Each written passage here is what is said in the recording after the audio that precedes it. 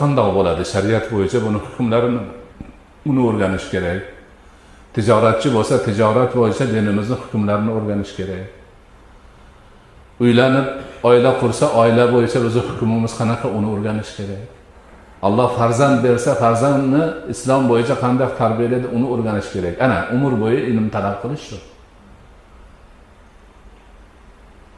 Ya'ni har bir narsasini dinimiz ta'limoti asosida olib borish kerak, shuning uchun o'rganadi. Mana hozir qattiq issiq Ramazon keldi, boshqa bo'ldi. Qarib qolgan odamlar o'rganadigan ilmlar bor. O'ta qarib, ro'zaga tutishi qiynalib qolgan odamlarning hukmi nima? Ana 90ga, 80ga, 85ga kirganlar o'rganadigan ilm turibdi. Fidya berish kerak, yoki o'zini tutish qobiliyati bo'lsa tutish kerak. Mana shularni o'rganib olish kerak. Qabrgacha o'rganadi degani mana shu.